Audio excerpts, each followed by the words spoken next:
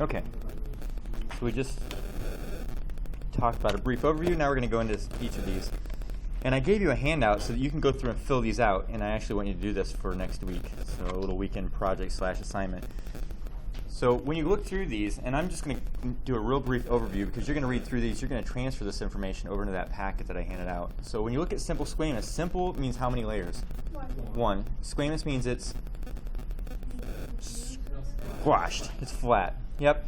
So sometimes you look at it from the top and it'll look like shingles that sit next to each other, but sometimes you have to remember that when they take a slide, they take a three-dimensional object and they slice it, and they slice it again so that the slice is less than a millimeter thick. It's really, really less than paper thin. So if I took a round structure like a ball, I thought I had one up here, I guess I don't. So if I took a round structure like a ball, three-dimensional, and I cut the front off of it, you'd actually see the hollow core and you'd see the liner on the outside of the ball. But that's not good enough because that's still too thick. So then they'll take another slice off of it and all you'll see is just the edge all the way around the ball, and that's what you're seeing here. This is lung tissue.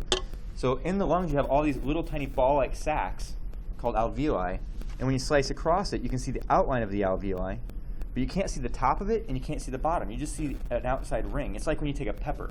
Everybody here sliced a green pepper before, right?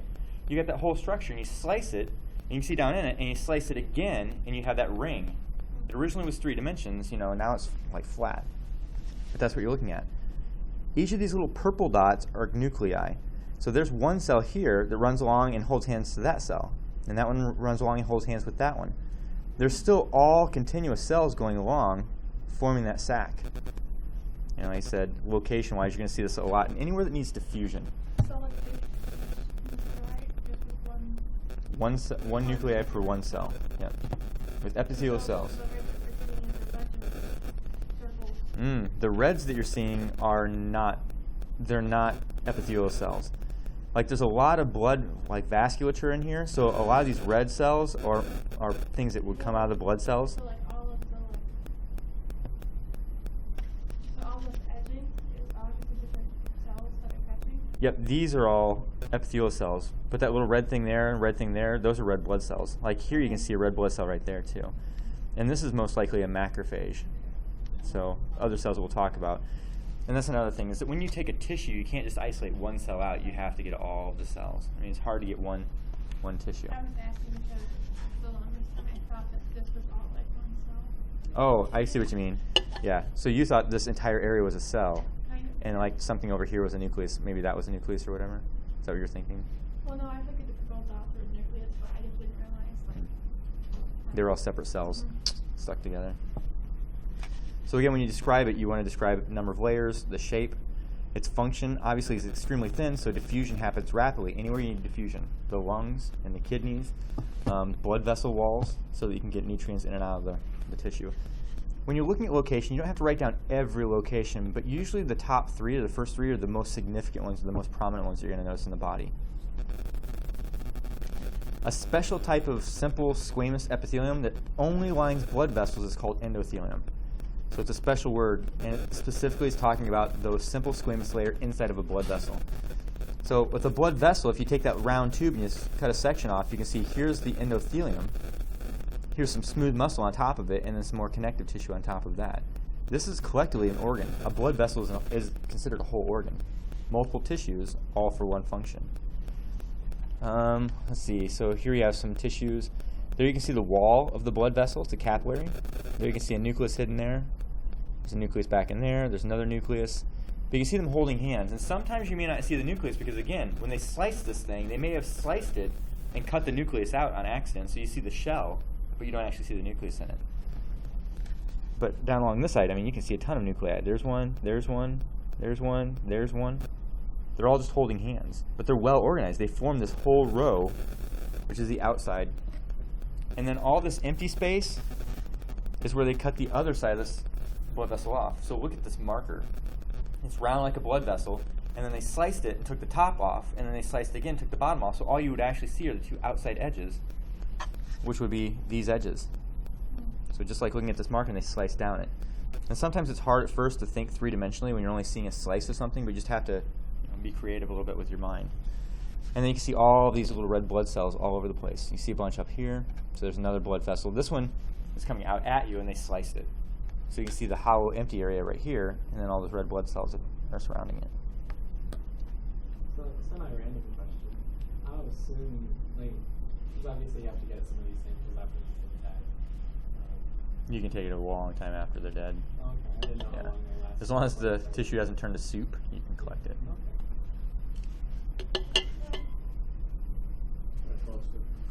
Oh yeah, you could have. Had a cigarette and fell asleep. That's handy. Simple squamous. So these are little particles flying back and forth for diffusion. But here's looking from a side view where you can just see the edges like we just looked at. Here's looking from the top.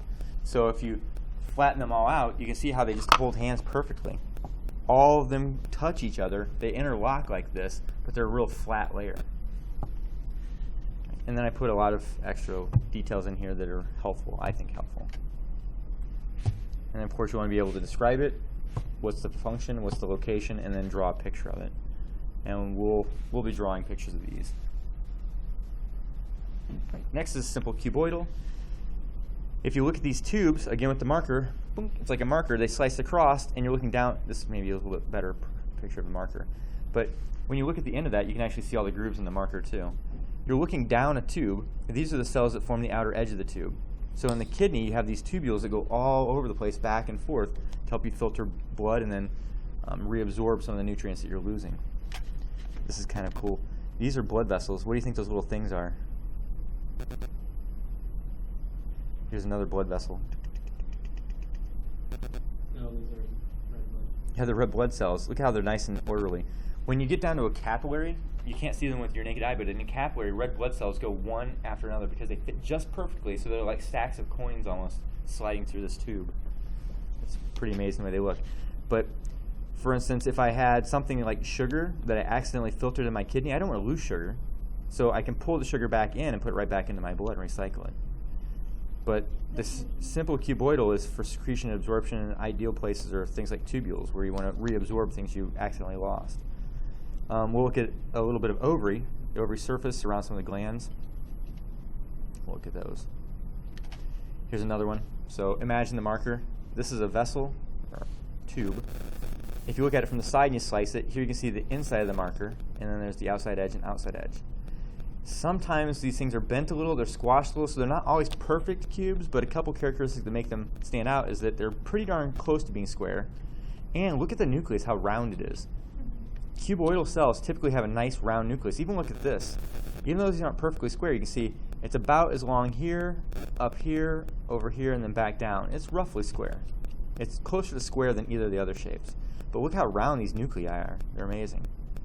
And again, there's where you're looking down the center of the tube. Here's the same center of the tube. You're just looking at two perspectives. One sliced across the tube and one sliced with the length of the tube. So again, you'd be able to draw those, and we'll actually look at those. I have a bunch of kidney slides. Next, simple columnar. So they're columns. And I told you earlier, I kind of hinted that that cartoon wasn't very accurate, but if you have this columnar cell, next to another one, next to another one, this is the exterior part of the body. We call this top surface, by the way, apical surface. The top of a cell that's closest to the outside environment. Outside environment could be the hollow core of a tube. And then down at the bottom, you have the basement membrane again, helping hold it down. With columnar cells, not always, but typically, look at where the nucleus is at. It doesn't sit perfectly in the center. Yeah, it's like the basement membrane has some magnetic pull that wants to pull that nucleus closer to the bottom. Is it because it's trying to protect the nucleus from like radioactive coming through? That could make sense. Yeah, that makes sense to me. So here's the basement membrane. There are the nuclei, and then there's the hollow center. And then you see the other side of the tube. There's the basement membrane, there's the hollow center, and the nuclei sit towards the bottom. So good for absorption, secretion, things like mucus. We'll talk about some goblet cells that secrete mucus, and usually goblet cells are surrounded by these columnar cells. Locations, digestive tract, you can see all the way along here for helping secrete things to push onto it. Mucus secretion, enzyme secretion.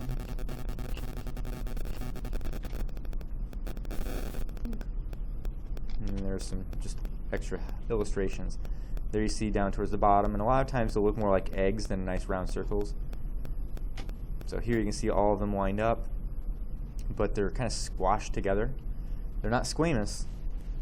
This nuclei is kind of squashed, but just touching side to side. Remember, squamous touches end to end. They'll have a squashed nucleus in the middle too. It goes end to end. And then the basement membrane here. So there's a difference. And look at these. What do you think all these little things are? This is epithelium. There are no blood vessels in the epithelium, but look right below it. What do you think these things are? Yep, there's a blood vessel with all those little red blood cells.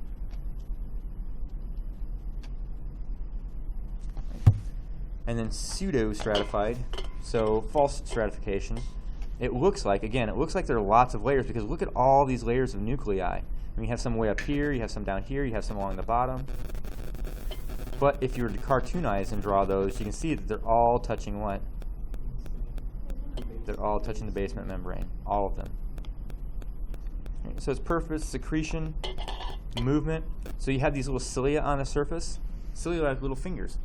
If you drop something on it, they'll propel it and move it along from one to the next. It can be on other columns too. I just see a lot more on pictures. So. And then you've got a goblet cell hanging out there to secrete mucus into the environment too. So places like the airway, wherever you might want to move something, the airway, you can see it along ducts where you're trying to carry things. Like, for instance, in the fallopian tubes where you're trying to carry along an egg. Because an egg doesn't have a tail, it can't swim like a sperm. So it goes across the top of the cilia. Airway, bacteria gets in there and you, like I said, you bring it back up to either pick it or you swallow it. And then there's just another picture. You can see all of these cells, they all touch the basement membrane, but the nuclei look like they're different layers. And then there's a goblet cell that releases mucus. Stratified, so many layers. In fact, just to save time, you have all these slides. You can go through and look at them and identify them, describe them, give the function and the location. But just think of why they have to do what they do. If you have like 30 layers of flat cells, what benefit would that? Is that going to diffuse things easily? No, It's going to block things, exactly. So where do you think you'd find a lot of stratified skin? Yep, the skin is just covered with all these cells that are stacked on top of each other and top of each other. So if you get a bacteria on there, hopefully it'll slough off. The bacteria is eating you. It's eating your dead surface cells. Hopefully it peels off when you slough it off. It's protection. How do you know this is squamous and not cuboidal? It's the top. Yep, you always leave the top. Even though these look like cube shaped because they have nice round nucleus at the bottom, as you go up, you can see they're flattening out sideways until you're at the surface where you're starting to flake them off. And then we'll look at skin a lot when we talk about integument next week. So here's just different types of skin. You can see they have the same similar patterns. We'll talk about what the layers are. Here you can see the dead cells starting to peel off. Right. Stratified cuboidal, just like simple cuboidal, except it has extra layers. So we'll actually look at ovaries. And the ovaries, if you have a non-developing egg, you have one cuboidal layer typically around it. But as it's developing, you get more and more and more cuboidal layers that start protecting it. So here's actually a salivary gland that secretes enzymes and things. So it needs to be a little bit thicker and more protective. But we'll, like I said, we'll look at, here we go, look at eggs. So when you watch the developing egg, there's the egg in the middle, the ova. You see it has a little sac around it, and then look at all those cuboidal cells that are surrounding it. 1, 2, potentially 3 layers there. Here you can see 2 nice tightly packed layers. But this is a sweat gland. So the sweat gland, again, you have to think, this thing's coming out to the surface of your skin. When you slice across it, you're actually looking down the tube right now. Way down there. And then here's the layers around it. And then there's skin around that. Stratified columnar. So look at that flat square. Why is it not called cuboidal? Yep, on top it's columnar. Just think of all the weight of this down here is smashing these so they look more square than columns, but at the top you can see how clearly they're columnar. So again, with protection and secretion, you don't find this a lot in the body. here's an example of it. So you can see the 2 layers. There we go. Here's a good area. You can see the 1 layer coming down along here, and you can kind of see the separation. And then you have another layer of columnars. 2 layers. And then transitional. What was so special about that one? It's changing. So it can go from one shape, like cuboidal, to becoming flat or squamous. So anywhere that needs stretch, like the bladder, is a really good example where you find transitional epithelium. The bladder, the cervix, good examples.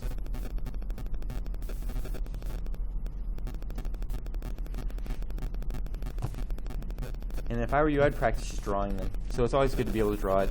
Like if you drew a stack of them like this, what is this? Stratified. Cuboidal. Yep. How do you know? Other than they all look like cubes. I mean, where are you looking to know if it's cuboidal? Definitely the top. What do you think this dark line is down here? The basement membrane. So always look, if somebody draws a picture, or if they illustrate a picture, look for the basement membrane to know which side's down. So this is the basement layer, or the basal layer, and then that would be the apical or top layer. So what would this be? Huh? Yep, stratified, squamous. Yep. How about this one? Yep, stratified and columnar. And then this one, they're trying to draw it a little bit more three-dimensional, so you're seeing the top of the cells. What would that be? This is actually a layer they're trying to show you, tilted more at an angle. Yep, it's squamous. How many layers now? Simple. Yep. Here's the 1 layer. You're just seeing the cells that sit behind it. So why does with columnar, whatever, you know what I mean? Why does the bottom layer get squished, but with it doesn't get squished? You mean with squamous, it doesn't get squished? So when you're talking about the skin, the bottom layer is cubes, but as it goes up, it keeps getting thinner and thinner and thinner and thinner, and you barely have any nuclei out there. So that would be stratified squamous, right? But when you're talking about columnar, the very top ones are the columns, but they actually get shorter as you're going down until they look kind of like cuboidal at the bottom. So that's stratified columnar, stratified squamous. I always think of it this way. The columnars are so heavy, they're forcing these down and smashing the bottom ones. But up here, they're thin, they're dead, so they don't have that much weight. They start off as a cube, and then they flatten out. And usually with cuboidal, it's just like that. So why Cubes are in between. They're not too heavy, they're not too light. They're perfect. Did you ever pick that other one up at Easter? I don't think I did. And we already talked about glands earlier, but you can see where you have the protective sheet. The sheet can actually just bow down. So it starts as a nice line, nice sheet. It'll start wadding up some cells and then actually build itself down and in. And if it's pushing outside, it's called an exocrine. Otherwise, it can actually pinch off, and you have this little ball of epithelial cells that can release hormones right into the blood inside the system, which is endocrine. And then we'll talk about some of these later, like when we talk about endocrine glands, like how the thyroid gland releases hormones like thyroid hormone, or the liver can release enzymes that go out into the external environment like bile. Special cells you see in epithelial are goblet cells. Goblet cells make mucus, and a special chemical is called mucin. So when you take mucin, this sticky, thick glycoprotein, which means a sugar protein, and you add it to water, you make mucus. The more water you make, the slimier it is. The less water you make, the stickier it is. So, for instance, we'll talk about when you get nervous, you make mucus. You actually make it. So if you're sitting on stage, doing something in front of a lot of people, and you feel nervous, and your mouth feels sticky, you're making a lot of mucus, but you don't have much water in there. So you want to drink water. You're like, my mouth is dry. But if you start seeing chocolate cake that looks delicious, you make the same mucus, but you make a lot of water to help you do what? Break it down, right? Dilute it. So you're drooling and you'll have this all wet, slimy drool. They're both mucus, it's just how much water you add makes a difference.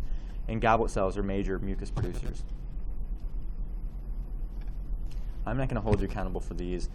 Later down the road, we may come back and refer to some of these, but it doesn't matter to me. So when you look at how the glands are set up, they can be straight. So we call it simple, one branch, straight. It can be simple, one long tube, but coiled up. You can see simple, but multiple branches off of it. And you can have complex or compound, where you have branches on top of branches. So this, to me, just seems like it's a waste of time, because you'll probably never talk about it again, but it's not going to be on the test.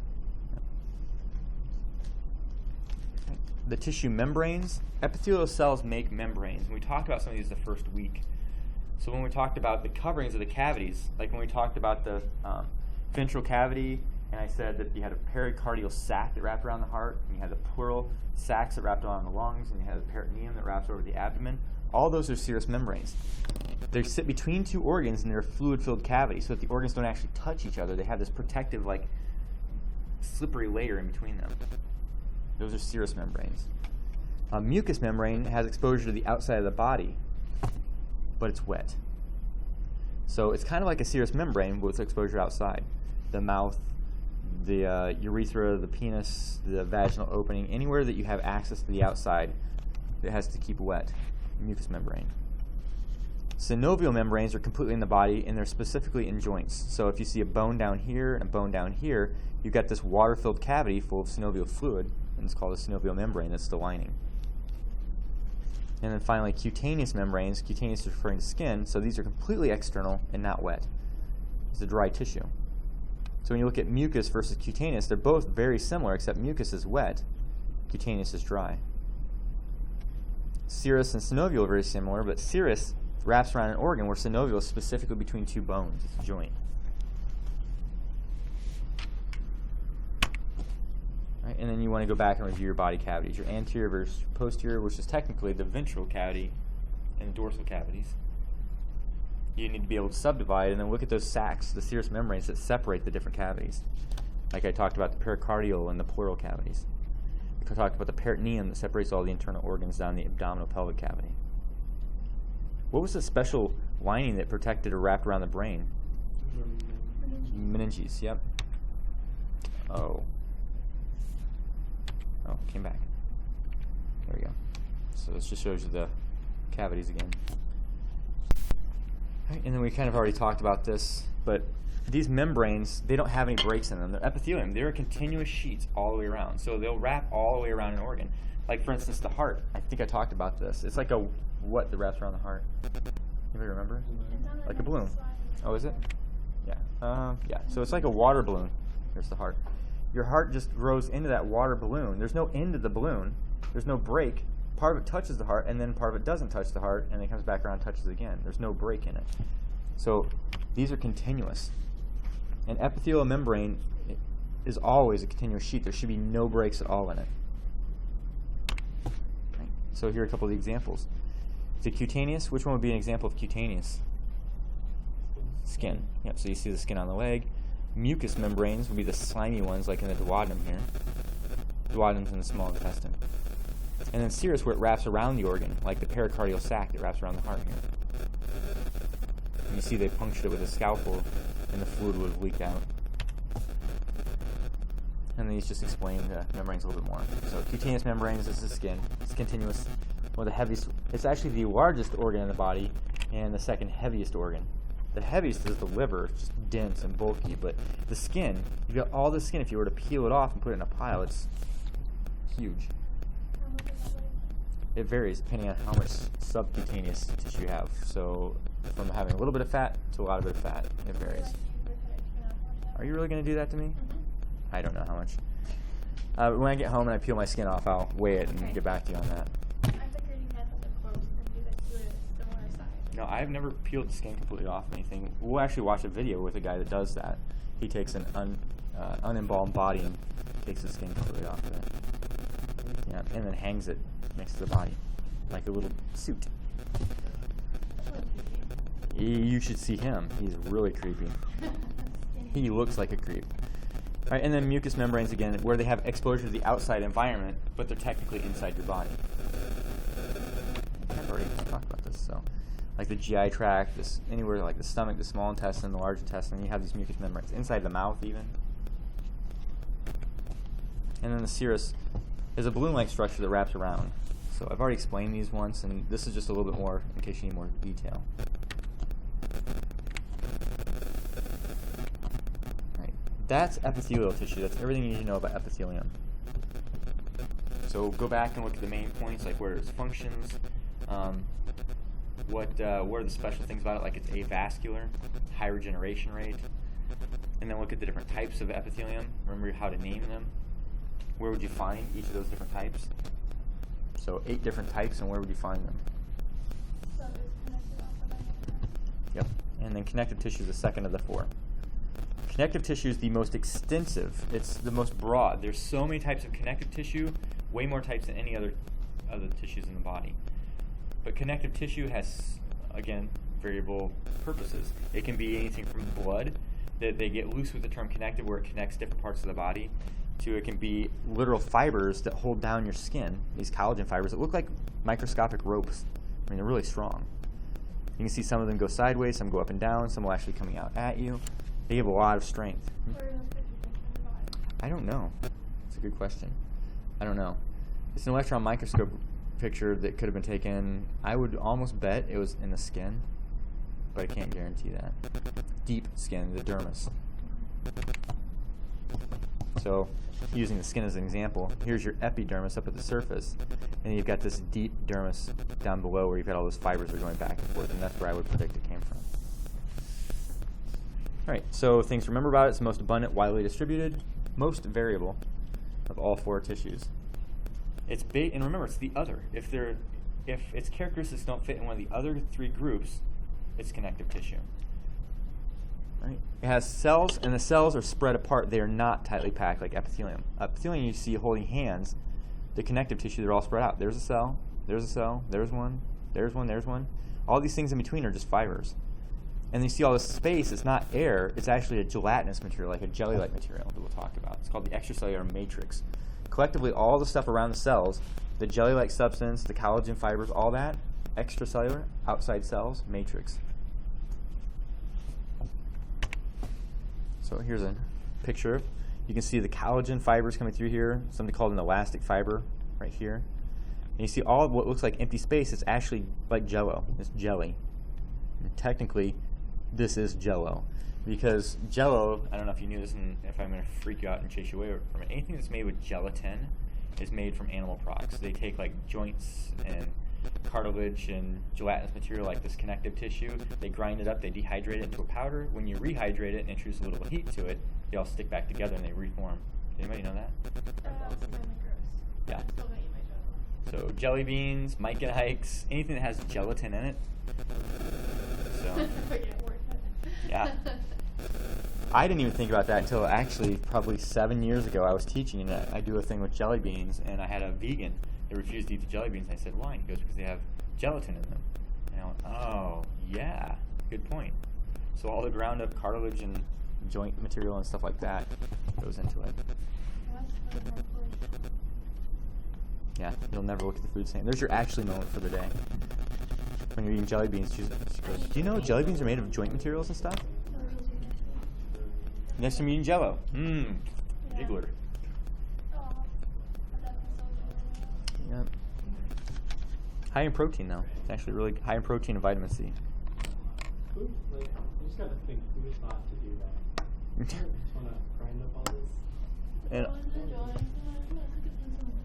And also think about it, when you've cooked like a chicken or whatever, you get the fatty area, but you also get that gelatinous material that's from the joints and all the connective tissue that was breaking down that separated and went into a little gel. It's kind of cool. So that's probably what it was. Somebody was like, where does this come from? This is really cool. He said chicken. Great. We can work with this. Chicken flavored Jello. That would be so awesome. Now I just want to do that. You know what you would do? You just take the plain gelatin, that's flavorless gelatin, and you take a can of like chicken broth, and you would boil the broth, put the gelatin in it, and then let it set. Then you'd have chicken Jello jigglers. Well, if you want to bring it in, I'll try it. Cut it like little chicken legs. Go home and Yeah, be like, that'd be great. We're gonna make this. That'd be awesome. I know what I'm doing for Thanksgiving this year. Jello chicken.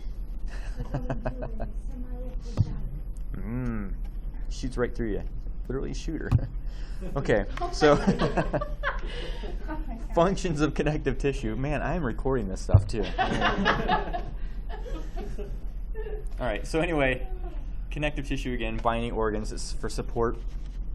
So it's basically a really broad, it almost covers everything except long distance communication, sheet-like covering, and contraction. Basically does everything else. Storage, like fat, storage compartments. Heat production and transport. The blood can actually, well, friction in these materials, but transporting like oxygen, nutrients, it's all connective tissue. It doesn't fall in anything else. Bones, actually, think of that. Physical protection. White blood cells, they don't fall into any of the other three categories, so they're connective tissue, so your immune system. And then this is just showing some of the different types, and again, the major functions are support, connect, store, and produce things. I wrote them out in a little more detail on the last slide, but they're all there. The major categories, and these categories just keep subdividing. There's so much variety in this tissue. First of the three types, you have the fluid connective tissue, like blood, that has a liquid plasma. It's like a jelly, but it's extremely wet. So it's thicker than water, but not exactly solid. And then supporting, so it gives structure like bones, and you can see the bone looks kind of like a tree sliced across where you can count the rings. And you can't cut your bone and count how old you are, but because they're constantly remodeling. Well, we can try. I got a saw over there in the corner. You got a spare leg?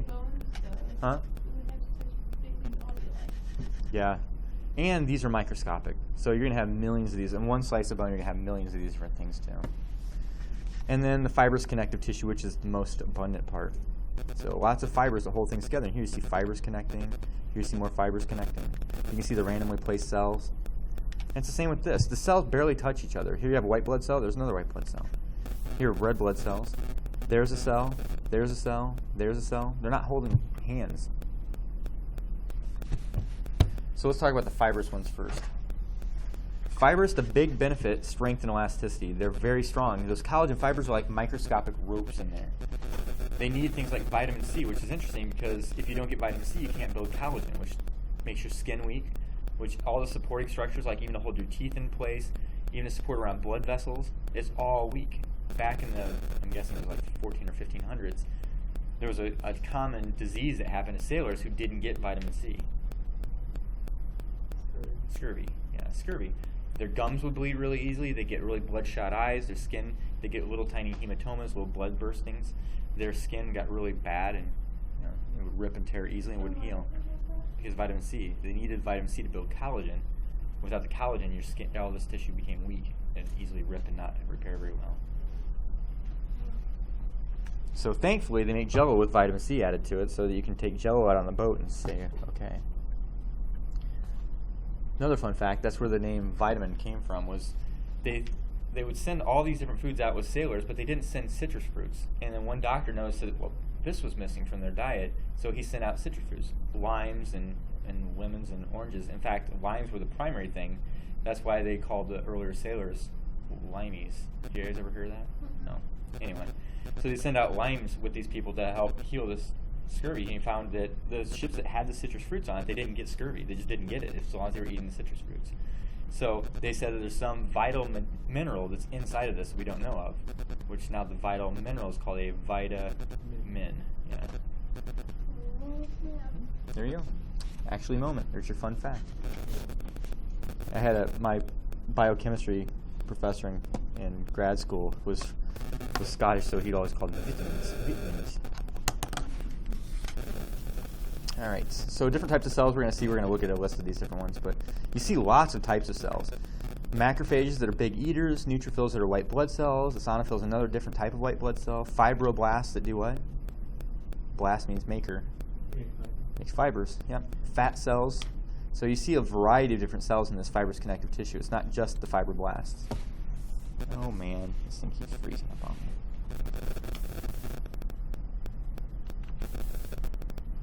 Here's a cartoon picture from your book where you can just see all these different structures. All right, lots of collagen. So the fibrous connective tissue is the most diverse type. We're going to talk about a bunch of different types, but these collagen fibers are a really significant part of it. And they look like ropes, where a rope is a long string with another string twisted so that they don't fall apart. Oh, those, yeah, the pull parts. Are they strong? Are they easy to like rip lengthwise? So if they're strong, then you can use that as a mental image. But they have cells, the fibers, and something called ground substance, which is that gelatinous material we're going to talk about. Here are the cells, just a brief overview. So oops, that needs change. That should be fibroblasts, I mean fiber maker. You can see their shape. They spin out these little webs all over the place. The fibers, like collagen. Fiber, yeah. A macrophage is a big eater. You can see this huge cell reaching out and grabbing all these bacteria and eating them. Leukocytes just mean white cells. And there are lots of different types of leukocytes. We'll talk about some called neutrophils, some called eosinophils, basophils. Leukemia is all about white blood cells. And then plasma cells are also white blood cells, but they're active, fighting white blood cells. When you get immunized against something, we give you a little sample of everything we want your body to attack. It's not dangerous anymore. Like with the flu virus, when you're given that flu virus, it's weak and pathetic and it doesn't do anything to you. When you get the injection, you don't get the flu. Your body overreacts to that stuff that's in you, and it just takes a day usually to get over it. But these plasma cells, they remember what you've been exposed to, so if you're ever exposed to it again, they can react faster and protect you. And they're called plasma cells. And they're really common in the connective tissue just underneath the skin, because if you get a cut and that infective agent comes in, what's going to happen to it? If you have special SWAT teams designed specifically to attack the chickenpox virus, and you inhale the chickenpox virus, and that SWAT team is lining your lungs, what's going to happen? As soon as it recognizes it, it's going to kill it. It's never going to hit the bloodstream. It's not going to get into you very far. And that's the nice thing. When you've been immunized against something, you build a specific immunity against that. Your body recognizes it right away. So if you've had chickenpox, and 10 years later, you're exposed to chickenpox again, that virus can get into you. You may feel like crap that night, but the next day you're fine. Why? Yeah, your body won't. We know this thing, it cranks up your immunity just long enough to kill that thing, and then you're fine. If you've never seen chickenpox before, it can sneak past your immune system, get in your bloodstream, and travel all over the place and just replicate like crazy. So that's why you stay sick for a long time. If you have it, you're going to have shingles? You can. It's the same virus. Chickenpox, the chickenpox virus gets into you, and when it gets into your bloodstream, that's when it gets into your skin tissues and everything, gives you those pox. But it also goes into neurons. And if it gets into the neurons, it'll stay there forever. You can't get it out. It's a virus, and once a virus gets into your cell, the only way to get rid of it is to kill it. And you don't want to kill neurons. So later, if that neuron is stressed out or weak, or this virus sees there's an opportunity for it to come back, it attacks that neuron, and it goes all the way the length of the neuron, and anywhere that neuron goes, you'll see all the little bumps, like chickenpox again. Shingles virus is insane. Yeah. I have yellow fever. Had it over till the summer. And you got yellow fever? No, they had to give me like a Oh. Yeah. Yep, so they typically will give you like a little piece of the toxin, but it's not harmful. They gave me like the Lyme virus that was altered so it doesn't. Attenuated. So it's living, crawling around you. Yeah. Technically it's a virus, it's not crawling anywhere, it's just going everywhere. And then mast cells. Mast cells sit right underneath the surface, and they're like landmines. If you trigger a mast cell, it'll blow up. So it's just like a landmine. When you trigger it, it explodes, and it releases a special chemical called histamine, which causes inflammation in the area and like increased blood flow to the area, and it just causes reaction. So if it's on your skin, you get redness and swelling. If you inhale that stuff and it triggers it inside, what happens to your airway? It starts squeezing, it swells, but there's nowhere outward to go, so it starts squeezing down on the tube. So things like asthma can be caused by mast cells overreacting or smooth muscle overreacting. When you get an allergy, it's these mast cells that are actually causing the allergy. They detect that invader, and they're way too sensitive to it, and they just dump histamine everywhere. And then adipose sites, so it's telling you fat cells. Every time I see these, I see diamond rings. So you got this long ring here, the band, and then you've got the diamond at the tip of it. And you have little organelles and structures, inclusions and stuff up here. But it captures this fat, and this is not clear, and this is not clear. It's not air, and it's not water. It's just a fat droplet, just think of an oil bloop, sitting in there. And it's all enclosed in the adipocyte. And all these are found in the fibrous connective tissues, dispersed inside of it. There are 3 subcategories of fibrous connective tissue. You have the collagenous, the reticular, and the elastics. Smiley face.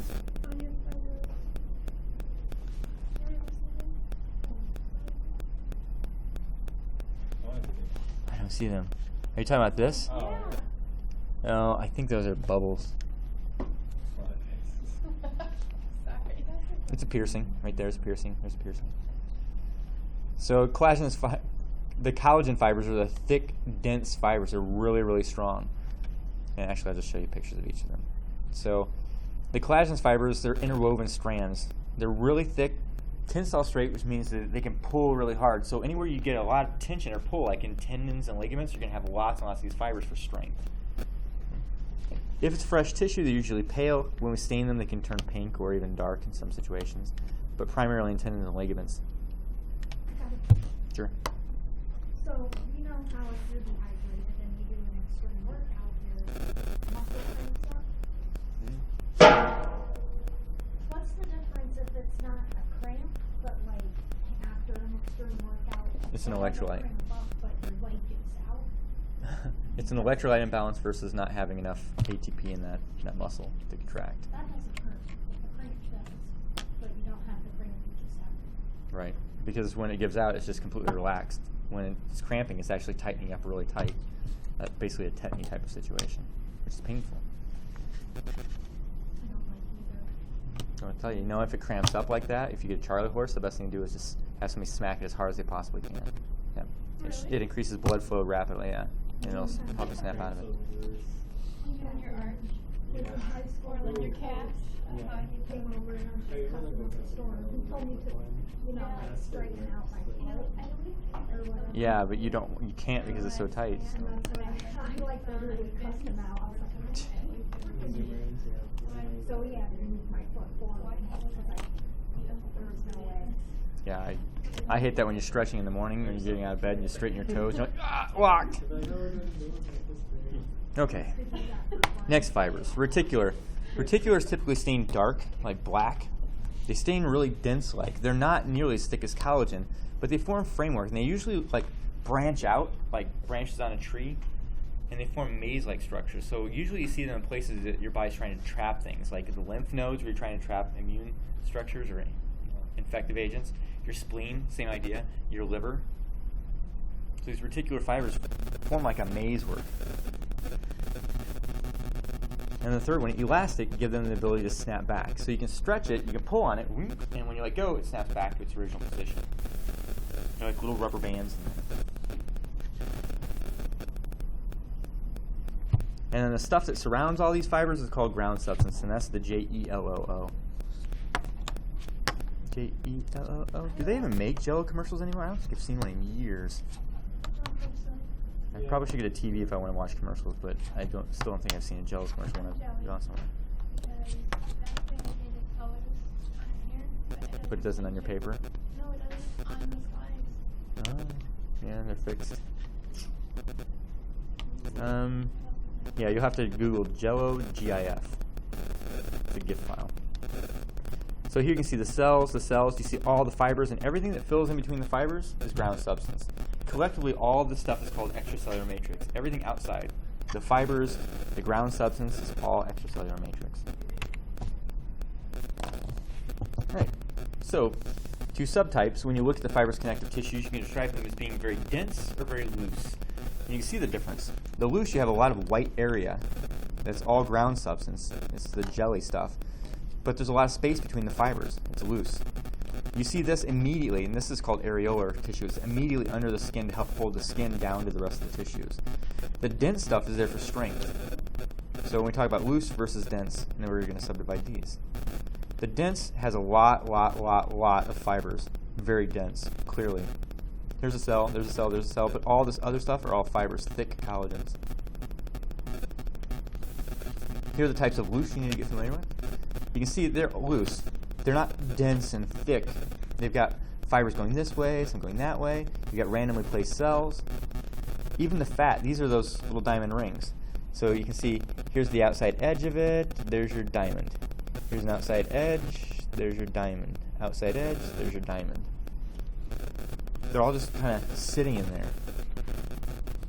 And then here, I believe this is a picture of a spleen, but you can see all these reticular fibers, the dark fibers, creating a maze, and all these little dots in between, they're cells.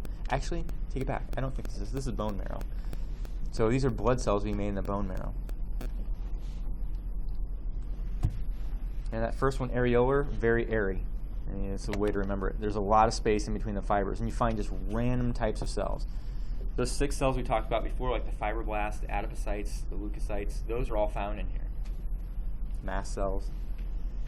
A characteristic of areolar, it sits immediately beneath the skin. I erased my skin. So it sits right beneath the skin. What do you know about skin? It's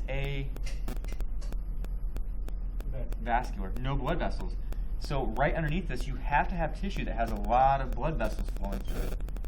That's the areolar. There's so much space in the areolar that you can get lots of blood vessels in there. Another benefit of that space is that white blood cells can move around. So if I do get something penetrating through, the white blood cells can grab it really quick. When we talk about the immune system, I'll show you a white blood cell moving around chasing bacteria. Pretty darn cool.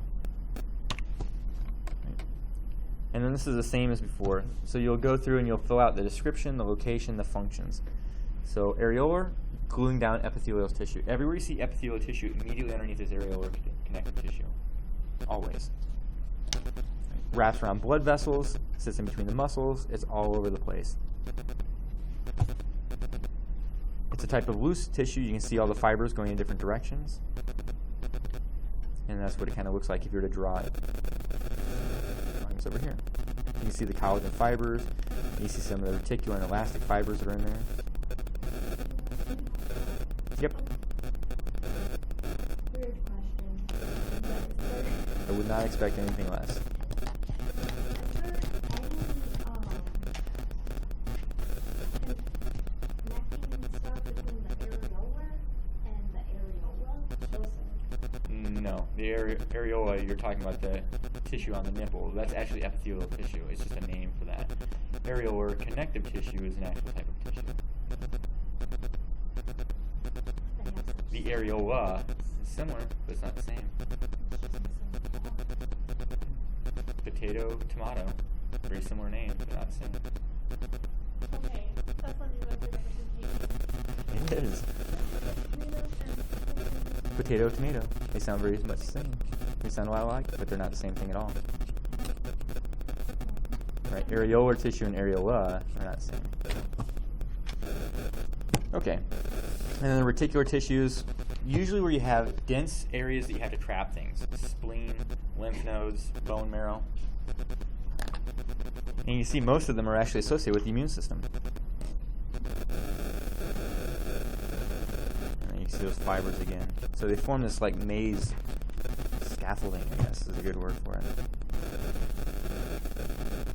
And then adipose tissue, fat cells. You can see again the nuclei, and then you have blood vessels that are going through. Which is another thing you have to think of. When you gain fat, that fat's alive, so it has to get blood vessels. So your blood vessels will actually grow to however much fat you accumulate. What's your heart going to think of that? It's making longer and longer blood vessels to push harder and harder and harder through, so it's going to have to work harder. Yeah. Yep, so blood vessels are often present. They're really pale. In fact, they're almost clear. When you look at it, when we start looking at them, you're going to be able to see almost right through them. Places you find them underneath the skin, so subcutaneous, meaning below the skin. Breast tissue on the surface of the heart, on the surface of the kidneys, around the eyes for cushioning, padding. Love handles, butt cheeks to store nutrients. And again, you can see all the way around it, and then bloop, there's your diamond. All the way around it, there's your diamond. Some of these you can't see the diamond very well because when they slice it, they may just accidentally cut the nucleus off. And then energy storage, insulation, shock absorption. That's what I like to do. I like to eat a lot of ice cream so that I can build my shock absorbers. So, think of this thing I saw on Facebook, yeah. But it was about like it's got to be true. misconceptions that scientists had in the past of women's bodies. And one of them was that the breasts were for protection. So they could take more blows from their drunken For chest bump. husbands. Boom. Yeah. Gotcha. Oh, that's really interesting. Very sexist and primitive. Like that? No, that hurts. That's not protection. Anyway, moving on.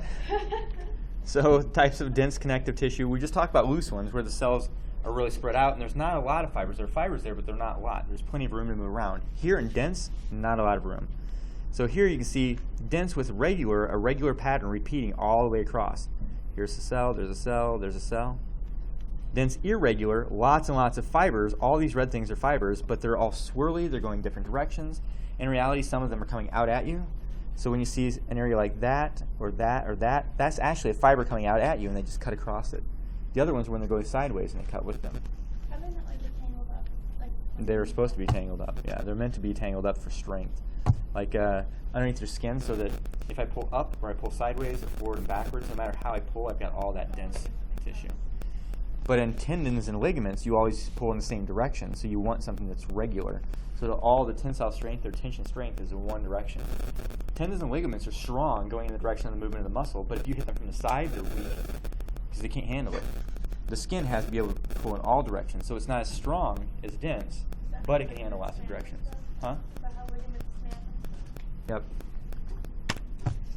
So here are just some examples. Here's your dense regular. You can see all the fibers are going in the same direction. Here's the muscle that's holding on to it. So it's connected to it. The muscle will contract and pull, and it just pulls those dense fibers with it. You can see little bits of space. That's just filled with ground substance, but all the fibers are going in the same direction. They're not coming out at you and then going sideways and all that. A big problem is you don't see very many blood vessels. So what's that tell you about these cells? If they damage, it's hard to fix them. Yeah, it takes a long time to fix because there's not a lot of nutrient going into it. It gets them, but very slowly. So if you rip a tendon or a ligament, it takes really long time to heal. It's not like skin where 10 days it's fixed. I dislocated my knee 10 times, and never. My suggestion is quit doing it. I don't. Literally one time I stepped backwards to hit the tendon, it just dislocated. Yeah, if it's dislocating, the ligaments and tendons are probably loose and they're not holding it in place. Yeah, How do I fix it? surgery. Yeah, because if you start exercising a lot, you'll exercise it and tighten it up, but you're also going to build other structures and it's still going to stay loose. I mean, you'll have a more stable environment, but it's not going to be perfect. Like on my carpet, like I shouldn't run back and I need to walk. Yeah. Like, everyone's like, just do exercise, like the exercise. It would be more like, yeah, it would be more like muscular exercise instead of speed or aerobic kind of things. It would be strength building. I have a friend that she dislocates her shoulder all the time, and so she eventually just had the surgery done. They just shorten all those tendons and let them repair it. So yeah, her arm was in a cast for gosh, Hit my leg. it was. I think it was almost 3 months that it was in a cast. So locations, you can see the dense regular tendons and ligaments are the number one places. They're all going the same direction. They can to withstand that tension. They don't all have to look like bold fibers. I mean, sometimes the fibers are kind of thinner. You can see all the cells, though, are all lined up in unison. They're very densely packed. Okay. Dense irregular, look at them, they're swirly. So here's a fiber that kind of goes in this direction. You got another one that kind of loops over it. So when they sliced it, you can see this one, and then you see that other one with just a piece of it. You see these that are coming right out at you. So they're like this, and they just slice across them, and you're looking down at the tips.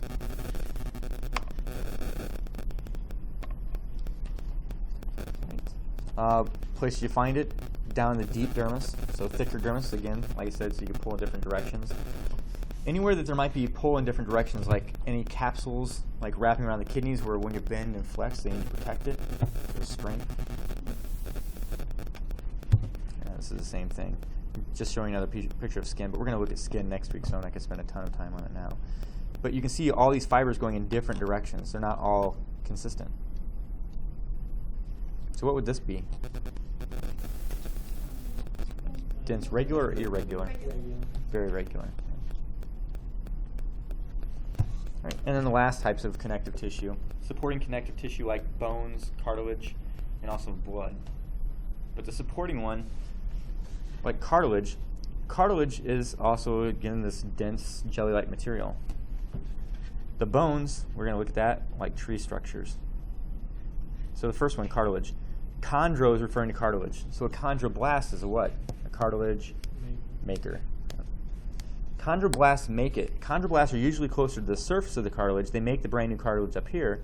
As they age, they surround themselves in this little lake called a lacuna. It's a protective little cavity that holds the cell, but it's surrounded by this real dense gelatinous matrix. So there you have a cell with its lacuna, a cell with its lacuna, a cell with a lacuna. Once they've been entrapped in the lacuna, they're not a maker anymore, so we just call them a chondrocyte, which means they're just a cartilage site. What's that mean? Cell. Yes, it's a cartilage cell. Blast means it's active making something. A site means it's matured. It's not doing anything anymore. You can use that when you apply it to like bones. The word osteo refers to bone, so what you call a bone maker. Osteoblast. And a matured bone maker would be an osteocyte, where it's not making anymore, just cleans it up. And then the lacuna. They're cleaning. They're just keeping. It's like if you're a mason building a house for yourself. While you're the builder, you're the mason builder. But when you're done, you're living in the house. You're just taking care of the house, maintaining the house. And then when you die, someone will come over and take care of your house for you. That's a pleasant thought. Okay. It was funny because actually when I was in high school, I was a double, which was an assistant to a mason.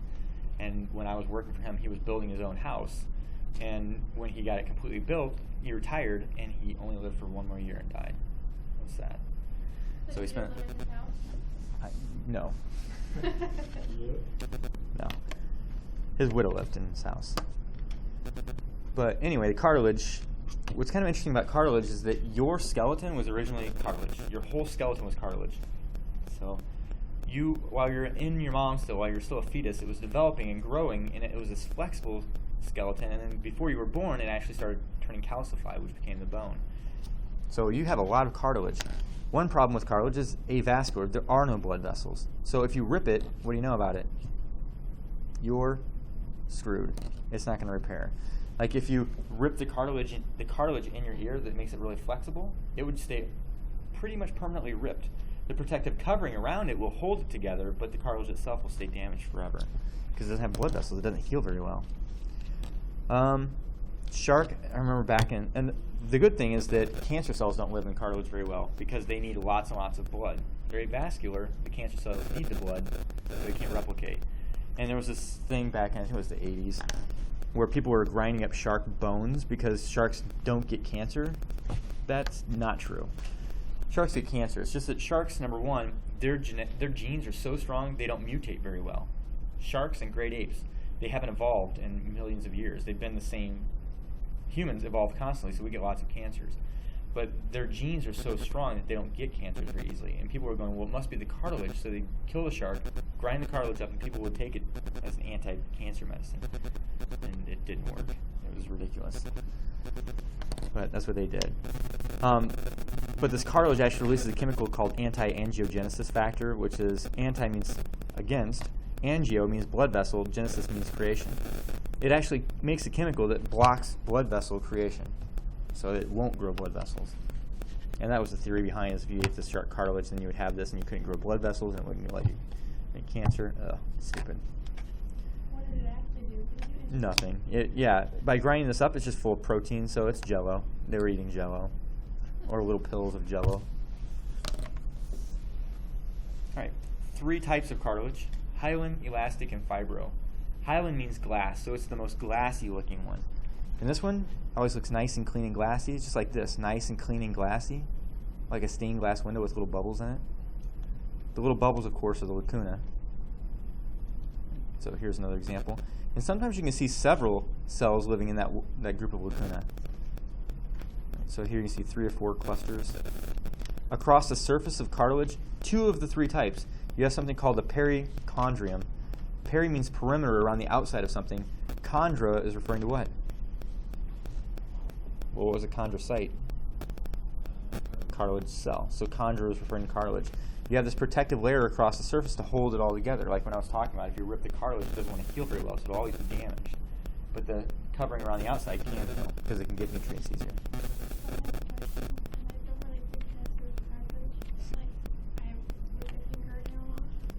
Gross. And when it happened, the window came down on my finger like at an angle like this, and so like now the whole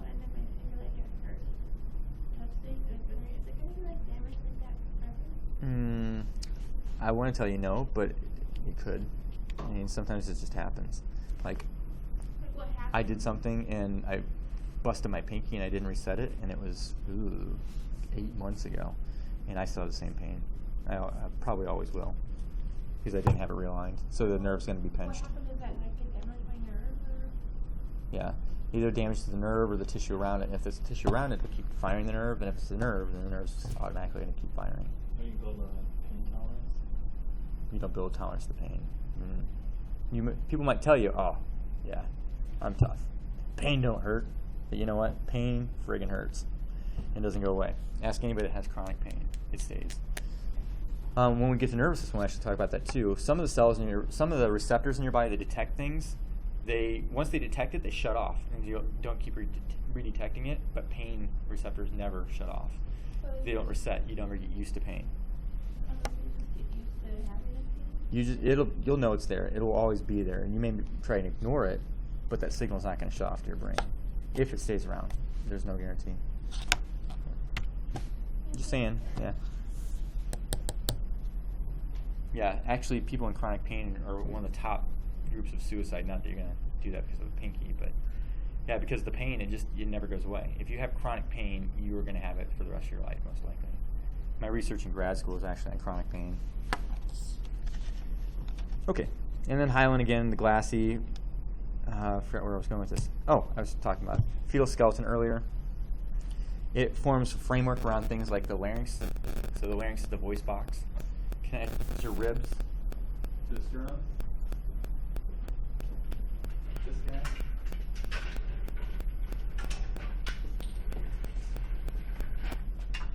So you can see the connections we had. When they put the skeleton together, they put the hyaline cartilage sections in here, so you can see them. They're kind of glassy looking.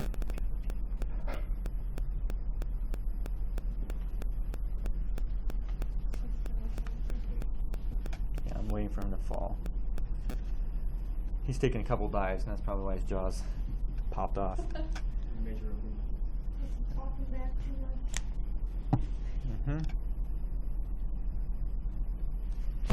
Okay, and then elastic. Elastic has that snap back property. So when you take your ear and you go whoop, and you let go of it, it pops back. Same thing with, this is a picture of the epiglottis, which when you swallow food, the epiglottis covers over your windpipe, your trachea, and your larynx, so that you don't gag on things. That's a little flap of elastic tissue, so it can stretch and snap back into place. And then you can see over it, you have the perichondrium, which goes up and over the top of it. It's always covered by a protective covering. And then place you see it, external ear, the epiglottis. Eustachian tube is the tube that connects the ear down to the throat. And then the flexible, stretchy. It has some fibers in it, elastic fibers that help it bounce. And then the last one, fibrocartilage. So this looks more like a fibrous tissue. You can see all that pink tissue that's in there that are actually fibers. Lots of collagen. What makes it different than just looking at like dense regular tissue or dense irregular tissue is the lakes. You can see the lakes again. The lakes are telling you this is definitely a cartilage. Well, a cartilage or a bone. This clearly is not a bone. And then, yep, the lacuna. And then this one doesn't have the perichondrium. So like I said, 2 of the 3 have it, 1 doesn't. It doesn't need it. The fibrocartilage, all the fibers in there are strong enough to help hold things together. You don't need a protective wrapper around it. So places you find it, anywhere that you need strength but flexibility. So intervertebral discs, right here in between the vertebra, so you can bend your vertebra without ripping them. The pubic symphysis, right down here is your pubic bone. Here's a pubic bone connected to another. The symphysis is the gathering into 2 places, so this little piece of tissue. Fibrous, why would that be important? Because fibrous is mobile a little bit. For birth, exactly. So you need to be able to pivot that. So I just mentioned pubic symphysis, intervertebral disc, the meniscus, the joints. Huh? I'm sure that it's damaged before, but it's pretty darn tough. Pain don't hurt. I like being when I give birth. I keep forgetting to watch that. I want to see that. I haven't seen it yet. It's hilarious. I love it. It makes me laugh. Like when you guys go in and then you can handle it, and it's like the first stage, and it's like, oh. And the wives are holding their hand and they're just like, Not even the bad part yet. This is easy. yeah. I love those videos too. And like they look like kneeling and like. That would be funny. Okay, so specialized connective tissue, special functions, and then there's just a few more. There's the liquid that we talked about for the blood, and then there's bone. Right, so bone tissue, when you look at it, it forms these ring-like structures. They call them lamella, but you won't have to know that yet. But these little black things are the cells themselves, and they grow. They actually have their own lacuna, but they're not bubbly. They're firm and rigid. And then they reach out to these little striped branches.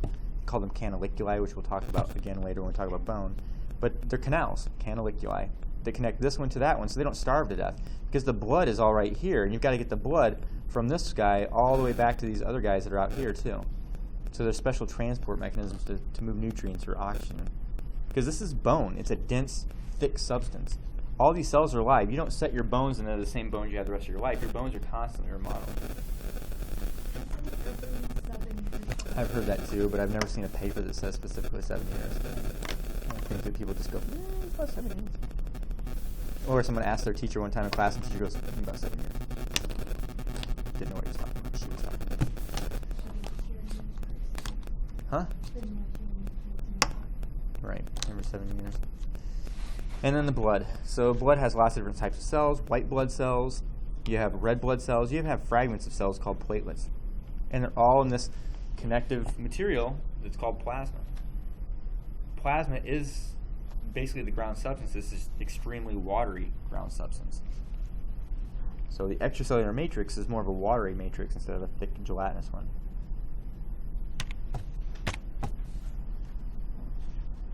So that's connective tissue.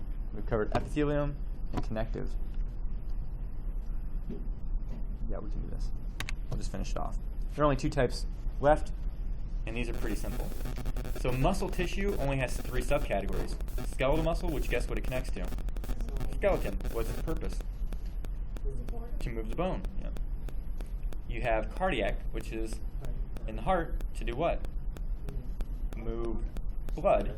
And then you have smooth muscle that surrounds all the hollow organs in the body to help propel whatever. So in the GI tract, it's covered in smooth muscle to do what?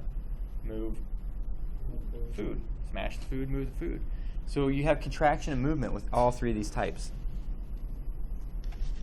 When you look at them, I always like to look at skeletal on one extreme and smooth on the other, because whatever I can say about skeletal, I usually say the exact opposite about smooth.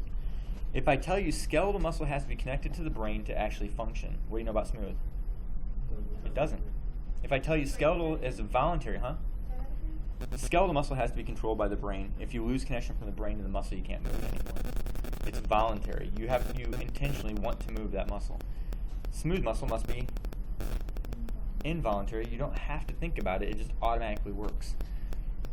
Skeletal muscle is striped. It has striations. See all those little stripes? So what do you know about smooth?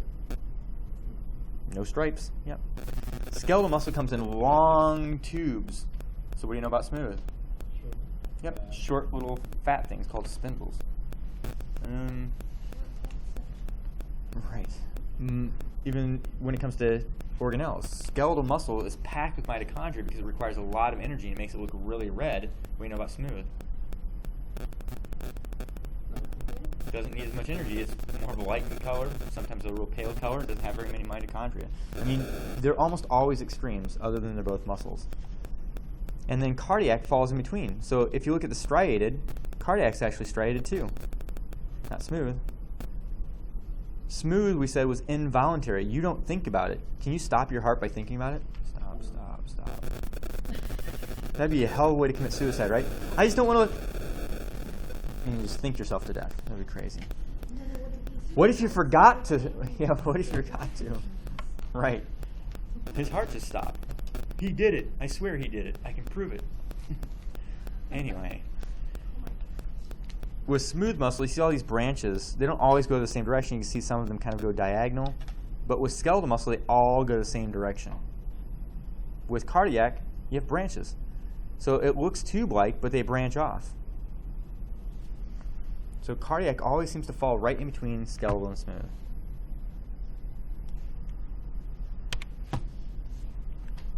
And there are just some pictures. Skeletal, its whole purpose is to move bones. It's long and linear. It's voluntary. And we'll talk about it when we get into muscles. Cardiac is striated, but it's involuntary.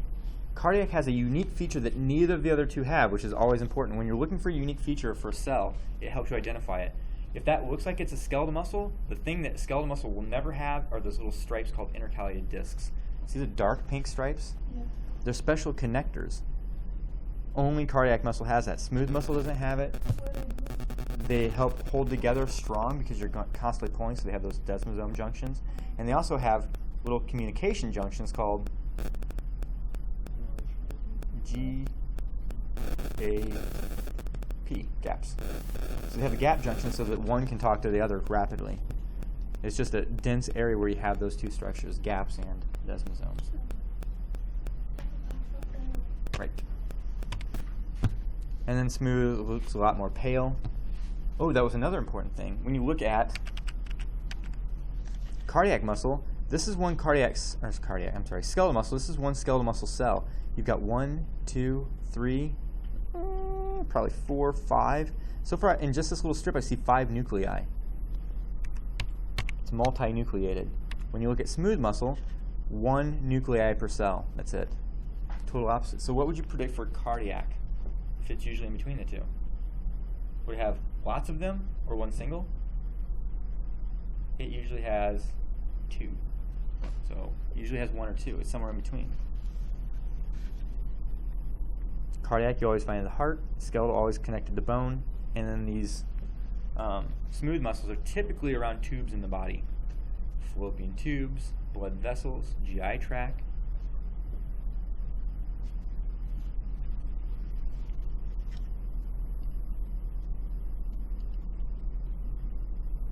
And then the last tissue, what's the last one? Nervous. It's nervous tissue, which means there's more than one type of cell. A neuron doesn't make up all of the nervous tissue. You have 2 groups of cells, neurons, which are the main functioning cell for communication, and glia. Glia means glue, and it's a supporting cell that sticks all the neurons together. Sometimes you hear them called glial cells, sometimes you hear them referred to as neuroglia, but they're still glia.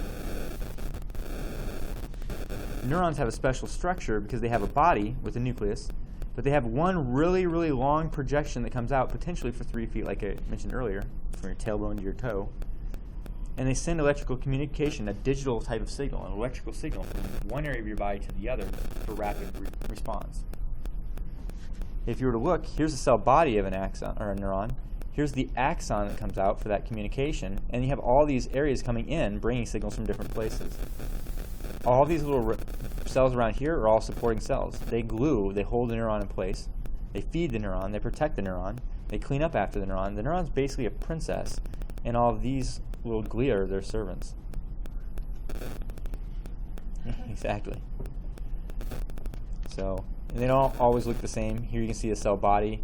Here you see how the axon comes down and branches off. Here you can see the cell body. You can see the dendrites coming in, one big axon. But primary places, brain, spinal cord, and nerves. Neuro. Yep, so those are the 4 tissues. Pretty simple. When you take any combination of those 4 tissues and put them together, what do you make? When they have one goal, an organ. And an organ can't survive on its own, like this stomach here. You can see it has epithelium on the surface exposed to food. It has blood flowing through, which is what type of tissue? Nervous, muscular, connective, or epithelial? What is blood? Connective. Yeah, it doesn't fit into the other 3 areas. And then nervous tissue we just talked about from the brain. Loose connective tissue helping glue things together, and smooth muscle for contraction. That's all 4 tissue types working for one goal, making this organ. Organ systems are lots of different organs working for one goal. And what do a group of organ systems make? An organism. Yep. The whole body.